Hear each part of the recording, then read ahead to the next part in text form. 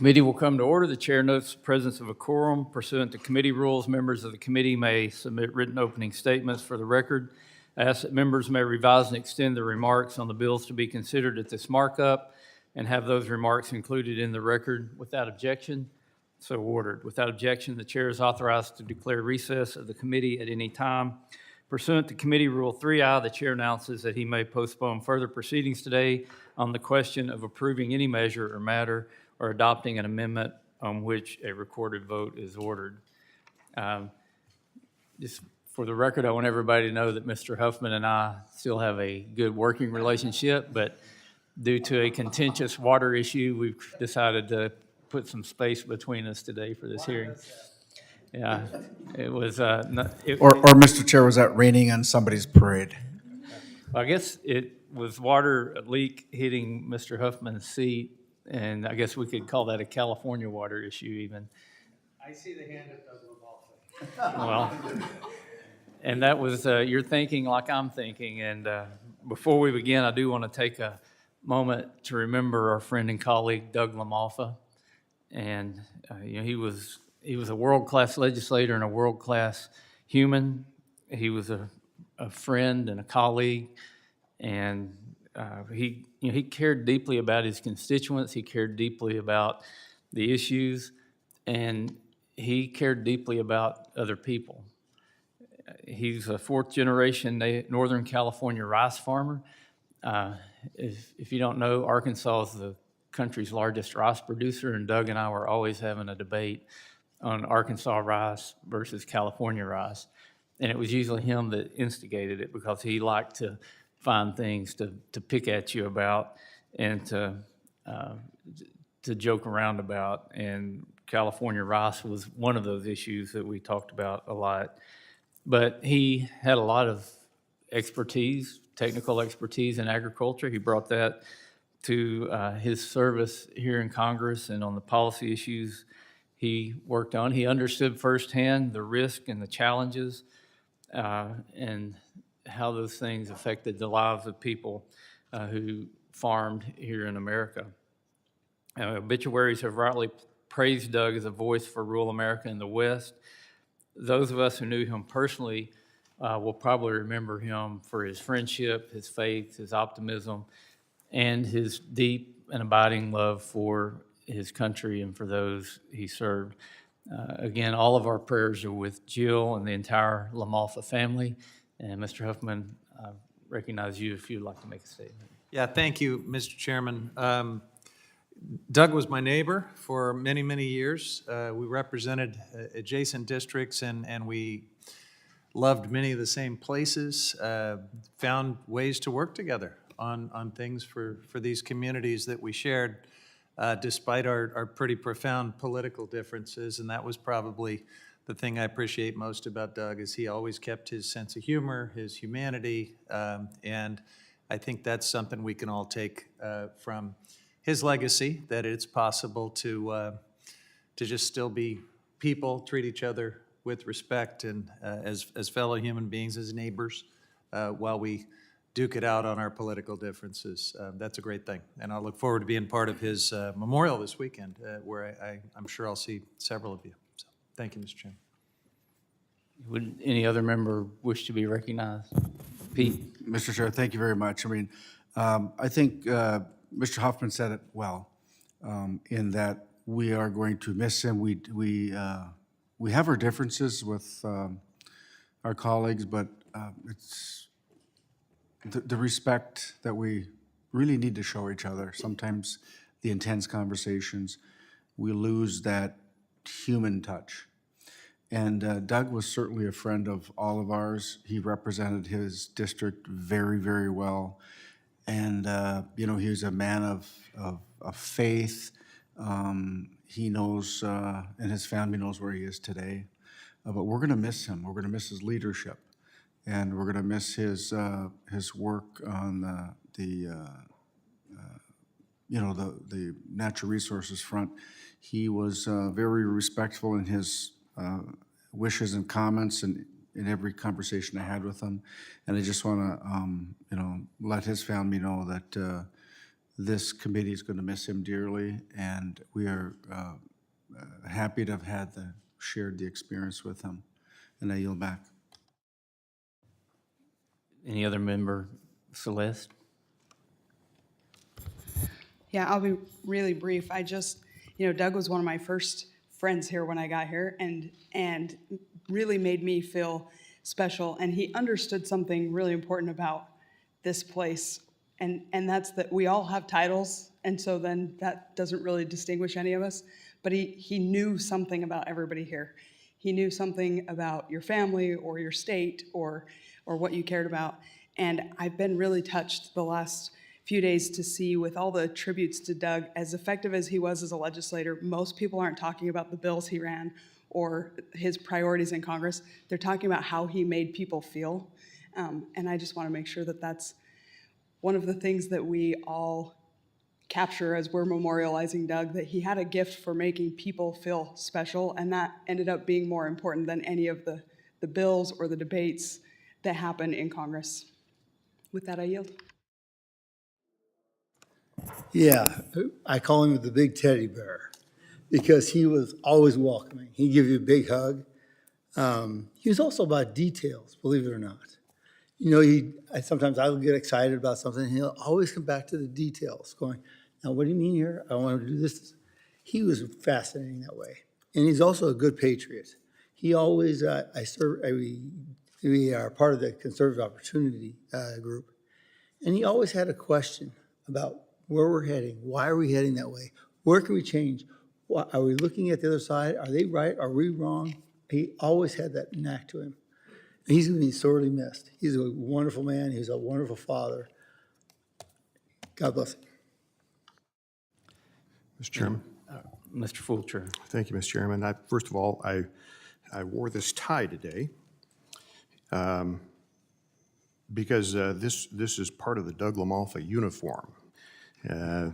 He called it his Westie tie, and some people might know that this tie came from Chairman Westerman. However, we didn't know that at first. I thought he would call it his Westie tie because of the Western Caucus, but that's, my understanding, was his nickname for you, or I believe. And so that's first and foremost. Doug was a friend, and I don't know the best way to define that, but in his case, he's one of those people that would offer of himself without expecting anything in return. And that's a pretty good definition of somebody you can call a friend, that I think. And his faith has been mentioned. I want to just share how I think that manifested itself to me. For those of you who've been around for a few years, you may recall that I used to have a bald head, and it wasn't by aesthetic design. There was a lot of chemotherapy involved with that. And there was a window of time where, quite frankly, I didn't know if I was coming back. But he engaged very faithfully and made sure that I knew he was praying for me on a routine basis, and he would kept saying, just think about that reelect, because you're coming back. And that meant a lot at that time. And just the last thing I'll share is I had a nickname too, and that was Mr. Potato Head because of Idaho. And it wasn't Mr. Potato Head, it was Mr. Potato, because he wanted to make sure to communicate the appropriate title with that. And of course, in the spirit of Toy Story, I have to always respond with "Way to go, Idaho," because that's, if you've seen that movie, that's how that played out. But he's going to be dearly missed. I yield. Mr. Hurd? Thank you, Mr. Chairman. The first time I met Doug LaMalfa, I was a candidate running for office, and I was nervous and trying to make small talk with him. And I asked him what the PVI of his district was, basically the voter registration balance. And he said, "The what?" And I said, "The PVI." And he said, "Talk like a normal person, son. I have no idea what that means." And it was, he was grouchy on the outside and a little bit curmudgeonly, but that was one of the things that made him so awesome and so lovable as a person. And I got to know him. He was a great mentor. He was a terrific leader on the Western Caucus, and Also former chair of Indian and Insular Affairs, and I think he did that job admirably as well. And one thing he always impressed on me from that very first moment until all the way through his life was the importance of speaking plainly. And I think that's especially something that's important in this committee when we talk about the communities that we affect and in the lives that are impacted by the decisions we made in here, to speak plainly and to understand that responsibility that comes with that. And that's something that I think Doug did a great job of impressing on me and the rest of us, and he will definitely be missed. So we will miss you, Doug. And with that, thank you, Mr. Chairman. I yield back. Any other members? Well, as we will continue to reflect on our friend and our colleague, we have a small token set up in his chair, and it's still hard to know that that chair is empty and our friend's not going to be back in that chair. But let's take a moment of silence and remember our fondness for Doug and his family.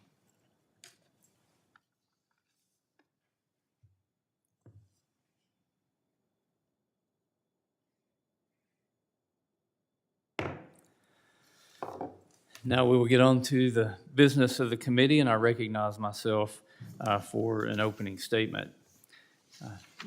Good morning again, everyone. Thank you for joining us today for our full committee markup. We will be considering one bill under regular order and 7 others in a unanimous consent package. H.R. 4255, the Enhancing Safety for Animals Act of 2025, sponsored by the gentleman from Arizona, Mr. Gosar, updates federal policy regarding the Mexican wolf. Listed as an endangered species in 1976, the Mexican wolf population now numbers nearly 700, including wild and captive bred individuals in the United States. The population of Mexican wolves has increased for 9 consecutive years, leading the Biden administration to proclaim the species had surpassed recovery goals in the United States. Indeed, the species has recovered to such an extent that Mexican wolves are frequently killing livestock and terrorizing ranch hands and families in Arizona and New Mexico. Now a stable population, the wolf should be delisted from the Endangered Species Act.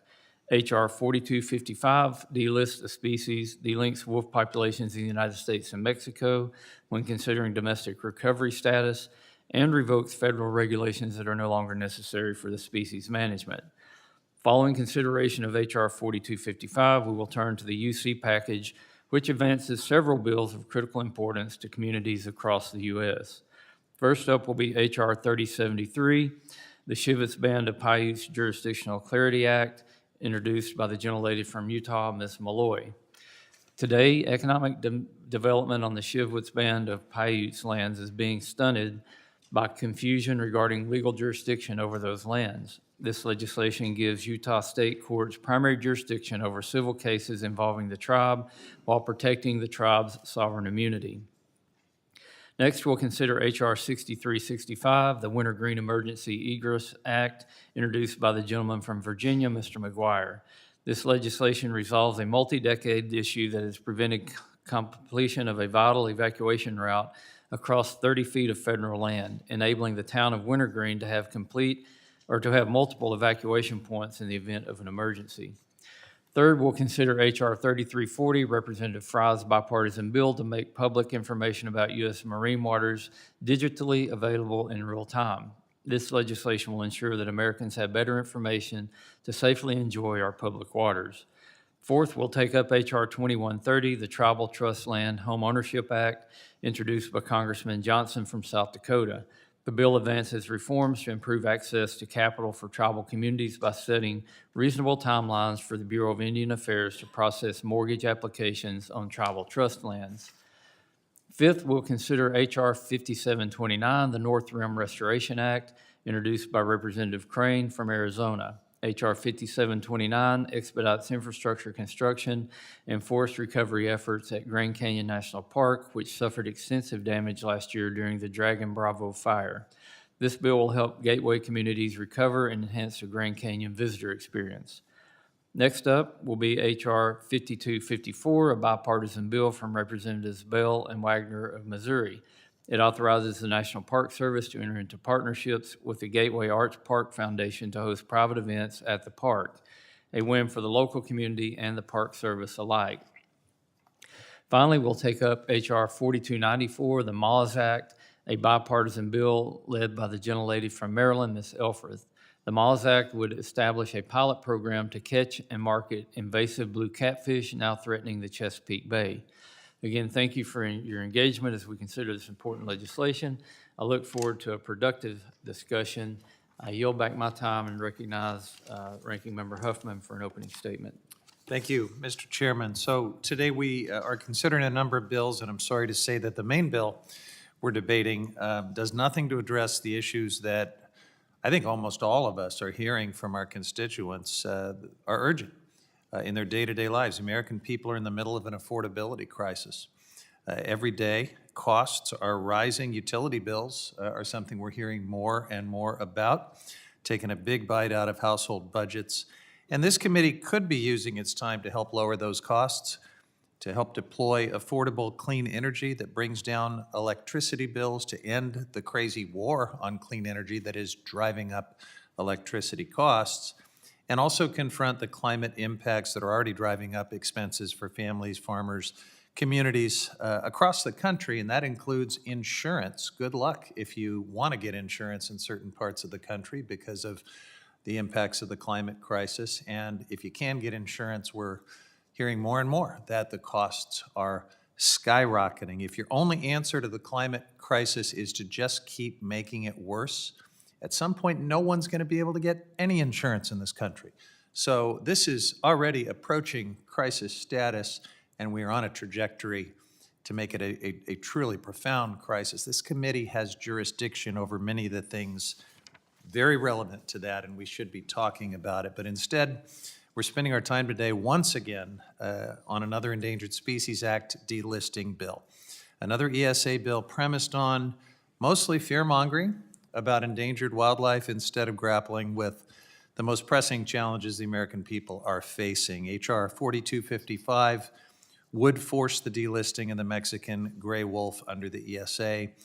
And despite what its supporters claim, the bill would do nothing to actually help ranchers. It would do nothing to improve existing tools that reduce wolf livestock conflict, does nothing to strengthen livestock compensation programs, or to invest in solutions that would allow ranching and functioning ecosystems to coexist. Instead, it simply delists the wolf and represents that as a solution to the complexity of managing both ranching and wildlife and predators. The science is clear. Removing apex predators from an ecosystem, talking about wolves in this case, can destabilize the entire ecosystem, ultimately harming everyone, including ranchers, farmers, and sportsmen. Long-term economic and ecological health depends on letting the best available science guide our decisions, not politics. And if the goal is responsible delisting, there's a way to do that. So I'm not here to say I oppose delisting, but I certainly oppose political delisting. Follow the recovery plan. Let the Fish and Wildlife Service do its job. Invest in sound science. Work with states, tribes, ranchers, and conservationists, and strengthen conflict prevention tools so that rural livelihoods and functioning ecosystems can coexist. And we all acknowledge that wolf livestock conflicts occur, but management tools do exist to address these conflicts, including targeted removals, compensation programs, conflict reduction strategies, and if these tools are not working as well as they should, the answer is to improve them, not to abandon science-based management and just take a political shortcut through bills like this. The Mexican gray wolf is still nowhere near recovered. The current population descends from just 7 surviving animals and remains vulnerable to inbreeding, disease, and other shocks. That's exactly why federal oversight and recovery efforts are still necessary. Premature delisting would simply replace a unified science-based recovery strategy with a patchwork of state approaches and eliminate the consistent federal monitoring and coordination that we need to prevent another species collapse. So this bill, like many other ESA delisting bills that have been brought before us, poses the same fundamental question. Are we going to prioritize policies that advance real conservation today and for our kids and grandkids, or are we going to advance legislation that undermines long-term conservation and the best available science? Will we advance legislation to support functioning ecosystems or just let short-term political expedience drive our natural resources management. This committee can choose a better path, one focused on affordability, on real problem-solving and science-based wildlife management. Unfortunately, today's markup is another missed opportunity to do that. I yield back. Gentleman yields back. Pursuant to the markup notice, it is now in order to consider H.R. 4255, the Enhancing Safety for Animals Act of 2025. Ask unanimous consent that the Subcommittee on Water, Wildlife, and Fisheries be discharged from further consideration of the bill. Without objection, so ordered. Without objection, the bill will be considered as read and open to amendment at any point. Does any member wish to be recognized for purpose of debate on the bill? Mr. Gosar, you're recognized. Thank you, Mr. Chairman, and fellow members of the committee. Thank you for the opportunity to speak in support of my legislation, H.R. 4255. Let me begin with the facts, because this debate should be grounded in reality, not ideology. The Mexican wolf was listed under the Endangered Species Act in 1976, at a time when the species was functionally extinct in the southwestern United States. That listing made sense then. Since that time, the United States and Mexico have undertaken decades of recovery efforts, including captive breeding programs and reintroduction into the wild. In 1998, the Fish and Wildlife Services released the first captive-bred Mexican wolves into Arizona and New Mexico. In 2015, the same agency expanded the reintroduction area and set a population cap of roughly 300 wolves, acknowledging that recovery must be balanced with the realities facing rural communities, ranchers, and local governments. But that balance was later abandoned. In 2022, following litigation, the service rewrote the rules again, removing the population cap entirely, dramatically increasing release targets and shifting the goalposts for recovery. That decision ignored the warnings of local stakeholders and dismissed the very safeguards Congress intended when it authorized non-essential experimental populations. Today, the results are undeniable. The Mexican wolf populations in eastern Arizona and western New Mexico have grown by at least 286 wolves in the wild and has increased that time for 9 consecutive years. There are an additional 350 wolves in captive breeding facilities in both the United States and Mexico. By the service's own admission, the domestic population has nearly doubled its goal. And in December of 2024, the federal government publicly declared the Mexican wolf population is surpassing recovery objectives in the United States. In plain terms, this species is no longer on the brink of extinction. Yet while the federal government celebrates, the people I represent are paying a price. As wolf populations have grown, so too have livestock depredations. You can see some of these right behind us. Economic disruptions and safety concerns. Ranchers are losing cattle, horses, and dogs. Families who have been stewards for the land for generations are being driven out of business.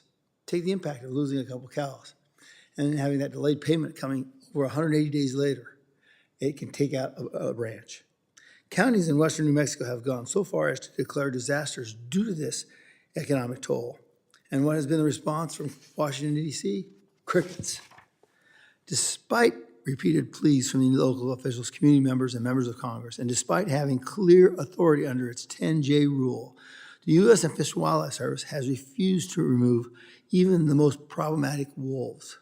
That contradicts what the gentleman said from California. Ideology has replaced management. Bureaucracy has replaced common sense, and that's why I've introduced 4255. This bill recognizes a simple truth.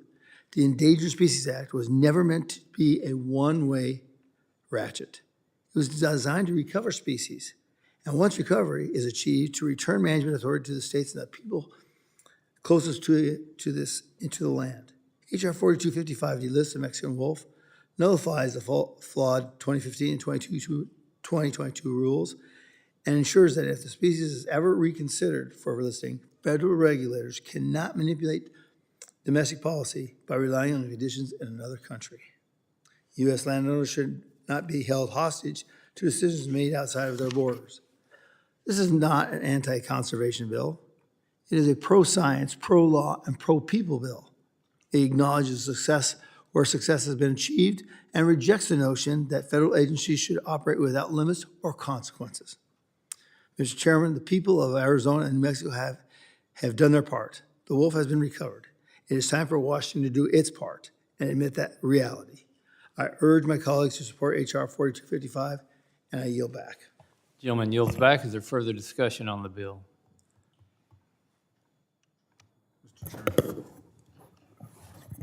Ms. Yeah. Randall, you're recognized.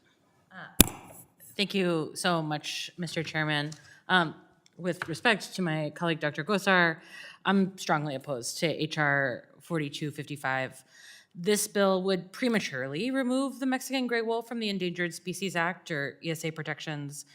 The Mexican gray wolf was almost driven to extinction in the years before it was protected by federal intervention. And we have evidence of what happens when the federal government doesn't protect these animals. Simply put, the Mexican gray wolf has not met recovery criteria that was established under the ESA, and the species has slowly and steadily made progress year after year, and it's crucial that we continue to support its healthy growth so that it can continue to do its job, critical to a healthy ecosystem. Delisting animals before the science-backed ESA criteria is met, that's a dangerous precedent. That's why we have the science. It puts political theater as paramount to a thriving, sustainable, and healthy ecosystem. Delisting removes federal backstops before states have demonstrated capacity or commitment. Time and again, we've seen this committee act in favor of industry interests at a steep cost to our public lands, our wildlife, our invaluable natural resources. It's time that we step up because ESA protections both safeguard wildlife and safeguard taxpayer dollars. This science-based management actually reduces the long-term cost by preventing species crashes and emergency interventions. Undermining research doesn't save us money in the long term. It shifts costs to future administrations, to taxpayers, to states, and let's be real. I'm not a wildlife conservation scientist, and neither are the vast majority of the members of this committee or even in Congress, but we should follow the guidance of scientists rather than prescribing unwarranted legislative solutions. And for all these reasons, I urge my colleagues to oppose this bill, and I yield back. Gentlelady yields back. As you notice, the bells are going off because there are votes on the floor. So we're going to take a recess and we'll reconvene immediately after votes.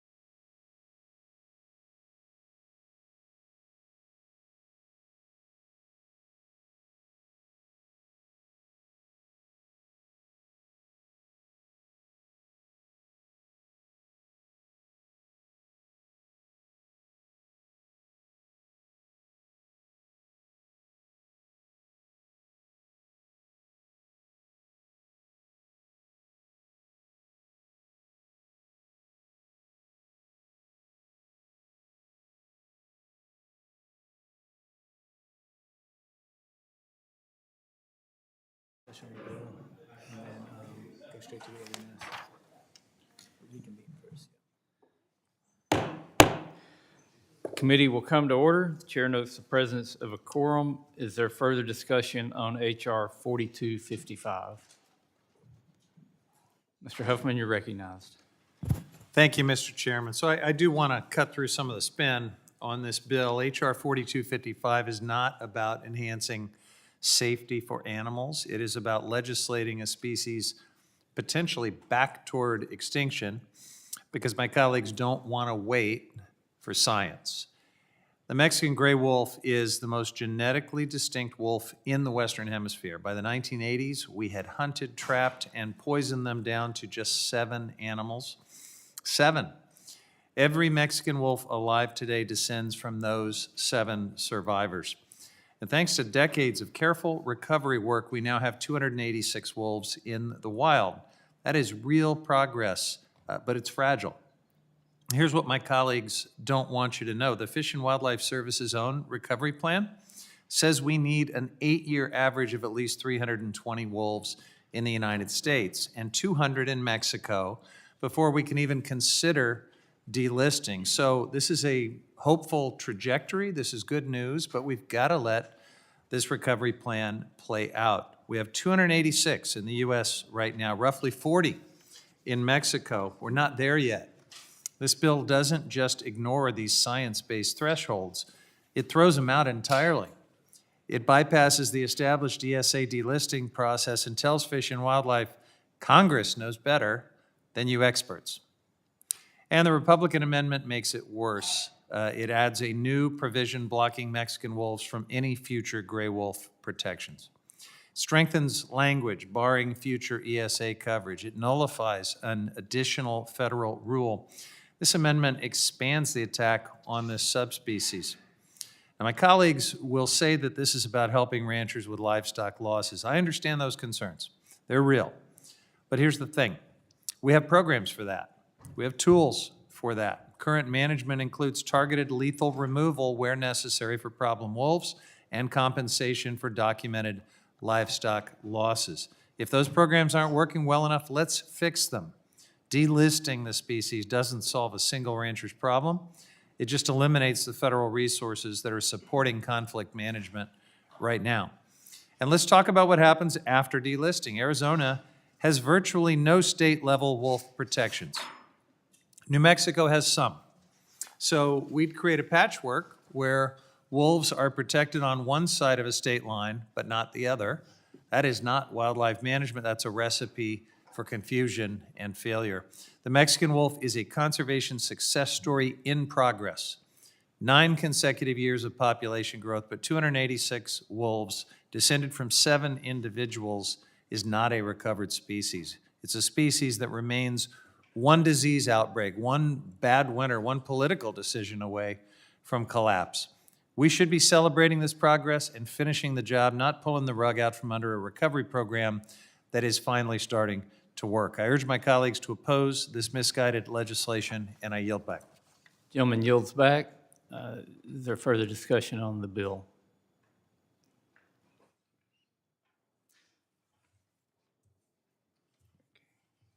Mr. Crank, would you wish to be recognized? Okay. Hearing none, it is now in order to consider amendments on H.R. 4255. We will now consider the amendment in the nature of a substitute to H.R. 4255 offered by the gentleman from Arizona, Mr. Gosar, designated Gosar 80 ANS. Without objection, the amendment is considered read and open to amendment at any time. Mr. Gosar, you're recognized.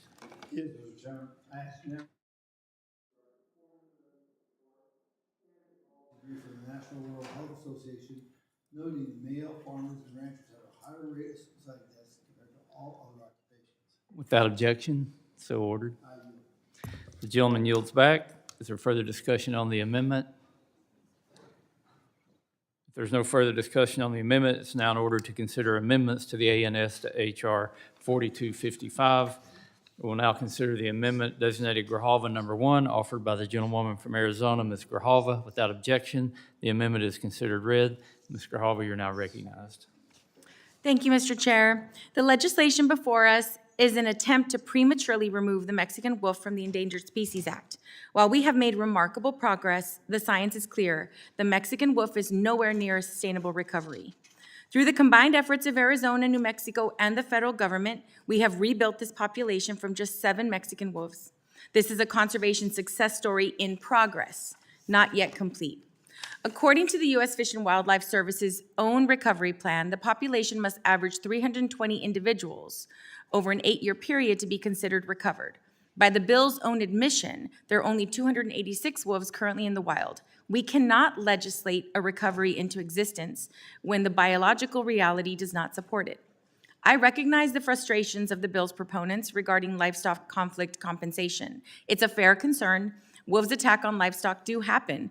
The producers deserve programs that are predictable, fair, and easy to navigate. However, the delisting of the Mexican wolf is a false solution. Removing federal protections will not magically fix the administrative hurdles or improve the efficiency of compensation programs. Furthermore, delisting does nothing to address the fragile population in Mexico, where only a few dozen wolves remain. If we stop coordinating recovery efforts at the federal level, the burden on the U.S. population to ensure the species' survival will actually increase, requiring even higher domestic population numbers to offset the risk of extinction. My amendment offers a pragmatic alternative. It replaces the text of the bill with a directive for the Departments of Interior, Agriculture, and State to assess and improve livestock compensation programs to ensure they work for our ranchers. If the system is broken, let's fix the system, not create a workaround. Evaluate and strengthen Mexico's recovery efforts through diplomatic and interagency cooperation. This report will provide Congress, federal agencies, and the states with the data-driven insights we all need to make informed decisions, rather than making a premature move that ignores the best available science. Let's leave listing decisions to the experts and scientists qualified to make them. We can support our livestock producers and hold our international partners accountable without abandoning a recovery mission that is so close to succeeding. I urge my colleagues to support this amendment, and I yield back. Thank you.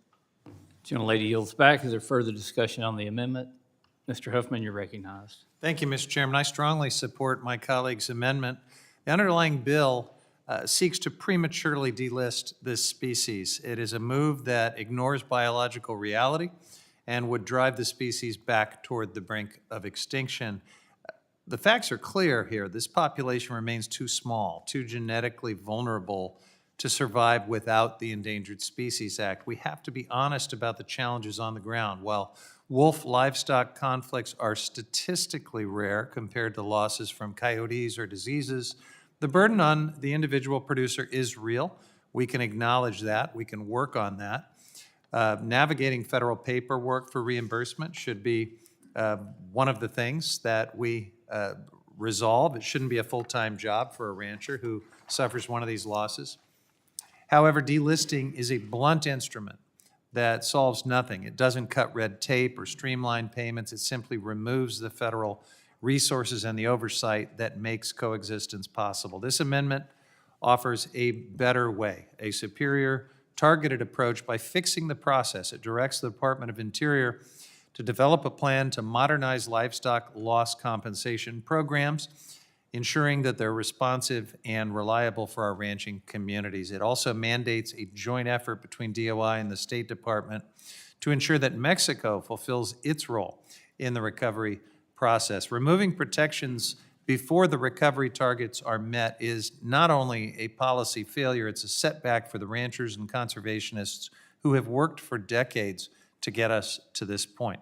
This amendment ensures that every stakeholder, from the livestock producer to our international partners, is moving towards a future in which a sustainable population of wolves is truly recovered, not merely legally abandoned.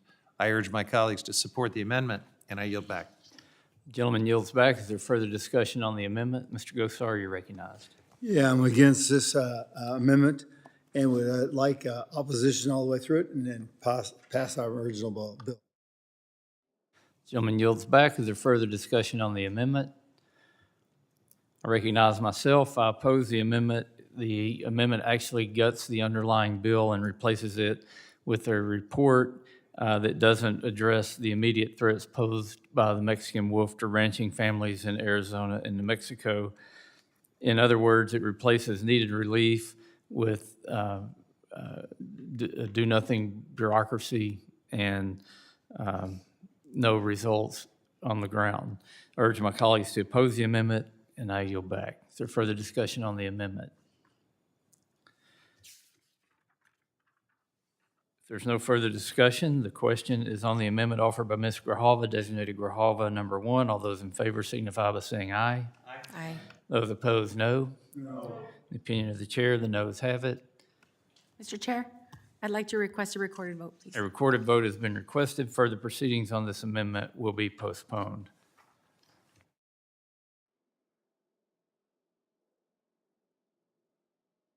That concludes our business. We will recess until approximately 11:50 for votes. Committee's in recess.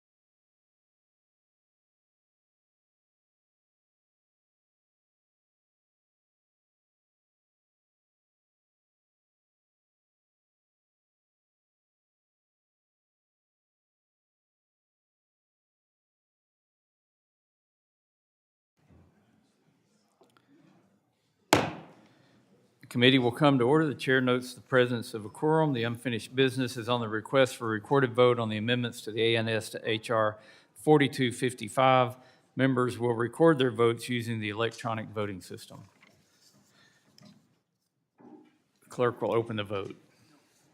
Oh, excuse me. The question is on the amendment to the ANS to HR 4255 offered by the gentlewoman from Arizona, Ms. Grijalva, designated Grijalva number 1, on which the noes prevailed by voice vote. Mr. Chairman, I'm so sorry. Do we have a quorum for a vote? I believe we do. Now we do. Okay, sorry about that. We were just trying to make sure we had it. So now the clerk has opened the vote.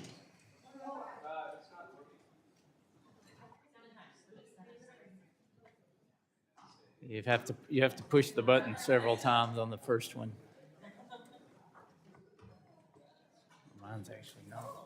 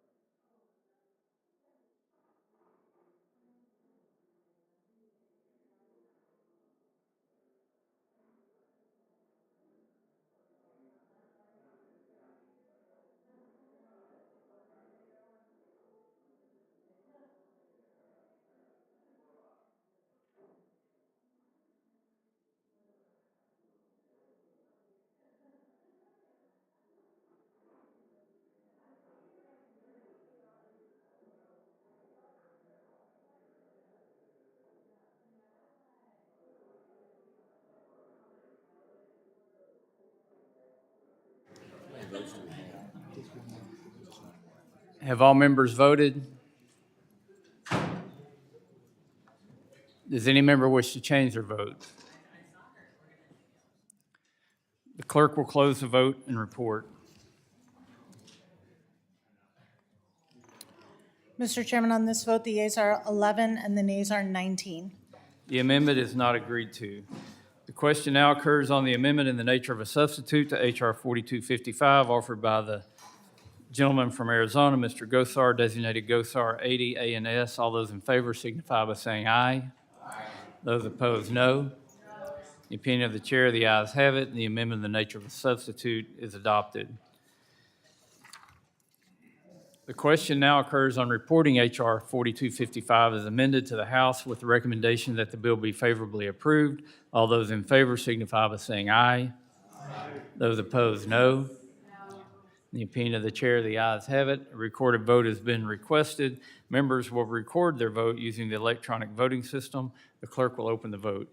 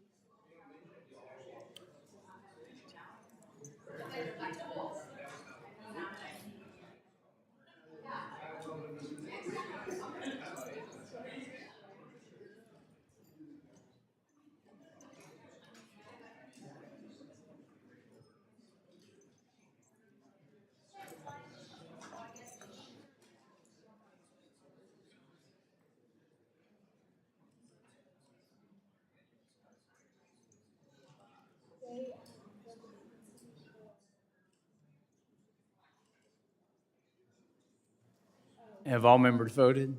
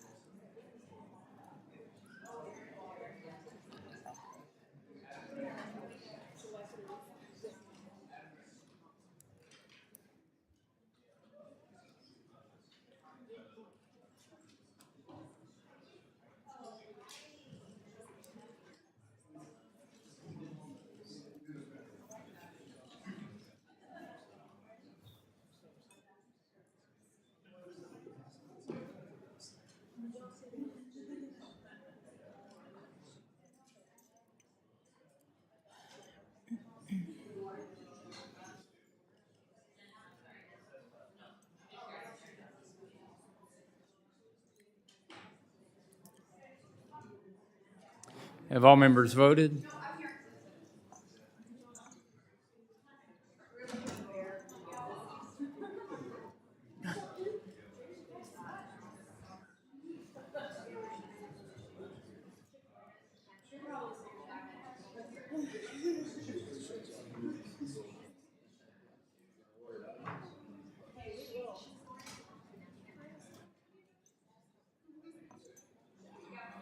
Have all members voted?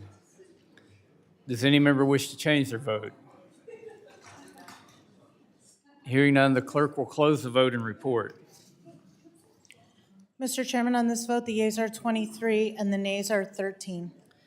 The bill as amended is ordered reported to the House with the recommendation that it be favorably approved. Without objection, the motion to reconsider is laid on the table. Mr. Chairman?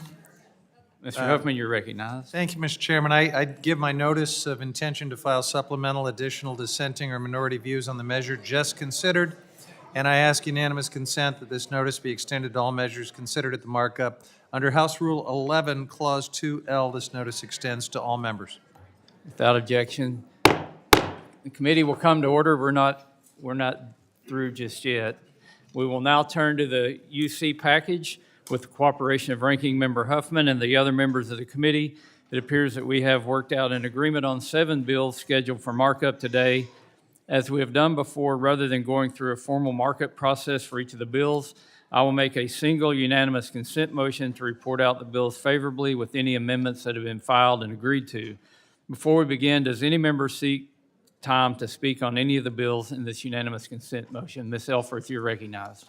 Thank you very much, Mr. Chair. I want to thank you and Ranking Member Huffman and my partner in this bill, H.R. 4294, Congressman Whitman, to help craft and frankly perfect the MAWS Act, which is on today's UC calendar. You've heard me talk about this before. Invasive blue catfish in Maryland's Chesapeake and Virginia's Chesapeake Bay are threatening both the ecological and economic outcomes of our region, and that's why we work together to craft this MAWS Act. I'll just give you briefly why this is needed. First of all, if you see blue catfish on a menu, folks in this region, please eat it. It's nutritious, it's delicious.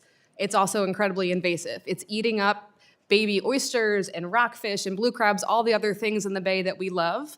And these invasive blue catfish, which have no natural predators, are just wreaking havoc across the bay. They're also why we need this solution, in addition to you eating it on the menu, is the market is not actually solving the problem itself. We have many that are below 1 or 2 pounds or over 25 pounds, and it's certainly a problem. So this is an innovative solution, trying to open up a new market for these catfish in the pet food industry, but also doing it in such a way that's going to support our hardworking watermen. And I think, Mr. Chair, it's a model that could work if we prove its value, and there's a lot of reporting language in this bill to do so. It could work in other parts of the country, folks along the Mississippi River who are experiencing invasive carp, for instance, snakeheads, Mr. Chair, in your district. So I really appreciate the bipartisan support for this bill. It's going to make a real impact, real difference throughout the Chesapeake Bay, but could potentially have some great national implications, and I appreciate the time and the focus of the entire committee on this bill. And I want to thank you all in advance for supporting it. I yield back. Gentlelady yields back. Is there further discussion? Mr. Gosar, you're recognized. This is on a new bill. Can I do a new bill? Or is it just on her bill? Okay, yeah. Mr. Chairman, I'd like to issue my strong support for my H.R. 5729, North Rim Restoration Act, by my fellow Arizona Rep. Eli Crane.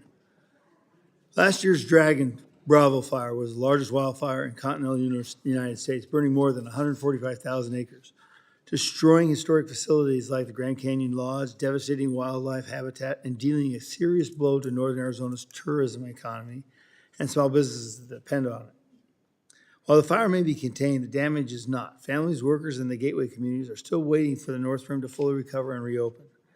Representative Crane's bill is a smart, practical solution that cuts red tape and empowers the National Park Service to act quickly using existing emergency authorities to rebuild the infrastructure, restore forests, and get the North Rim back on its feet. This is about responsible stewardship, economic recovery, and standing with Arizona communities that rely on outdoor recreations. I urge my colleagues to support this common sense legislation and help ensure the Grand Canyon's North Rim comes back stronger than ever. Thank you, and I yield back. Gentleman yields back. Ms. Maloy, you're recognized. Thank you, Mr. Chair. I just appreciate the opportunity to speak on behalf of HR 3073, the Shivwits Band of Paiutes Jurisdictional Clarity Act, which has a long name, but it's really important for a small band of Paiutes that's in my district. They have a small reservation and they need to be able to do economic development. I appreciate everyone's support of the bill. And I just want to thank Chairwoman Tina Gonzalez for coming and testifying when we marked it up and having the vision and the leadership to figure out how to build an economy for her people in the middle of a booming economy in southern Utah. And with that, I yield back. The gentlelady yields back. Is there further discussion on the UC package? There's no further discussion. I ask unanimous consent that the Subcommittee on Indian and Insular Affairs be discharged from further consideration of H.R. 2130, Tribal Land or Tribal Trust Land Homeownership Act of 2025, and H.R. 3073, the Shivwits Band of Paiutes Jurisdictional Clarity Act. Without objection, so ordered. Ask unanimous consent that the Subcommittee on Water, Wildlife, and Fisheries be discharged from further consideration of H.R. 4294, Mitigation, Action, and Watermen Support Act of 2025, or the MAWS Act of 2025. Without objection, so ordered. Ask unanimous consent that the Subcommittee on Federal Lands be discharged from further consideration of H.R. 5254, Gateway Partnership Act of 2025, H.R. 5729, North Rim Restoration Act of 2025, and H.R. 6365, Wintergreen Emergency Egress Act. Without objection, so ordered. I now ask unanimous consent that the following measures be approved and favorably reported as described to the House of Representatives. H.R. 2130, Tribal Trust Land Homeownership Act of 2025, H.R. 3073, Shivwits Band of Paiutes Jurisdictional Clarity Act, H.R. 3340, Modernizing Access to Our Public Oceans Act, H.R. 4294, Mitigation, Action, and Watermen Support Act of 2025, or MAWS Act of 2025, with an amendment in the nature of a substitute offered by the gentlewoman from Maryland, Ms. Elfreth, designated Elfreth 58 ANS. H.R. 5254, Gateway Partnership Act of 2025, with an amendment in the nature of a substitute offered by the gentleman from Colorado, Mr. Nagoose, designated Nagoose Number 1 ANS revised. H.R. 5729, North Rim Restoration Act of 2025, with an amendment in the nature of a substitute offered by the chair, designated Westerman 49 ANS, and H.R. 6365, Wintergreen Emergency Egress Act, with an amendment offered by the chair, designated Westerman 50. Without objection, so ordered. Without objection, the motions to reconsider are laid on the table. I ask unanimous consent that the staff be allowed to make any technical and conforming changes to the documents the committee just adopted, subject to approval of the minority. Without objection, so ordered. If there's no further business, the committee stands adjourned.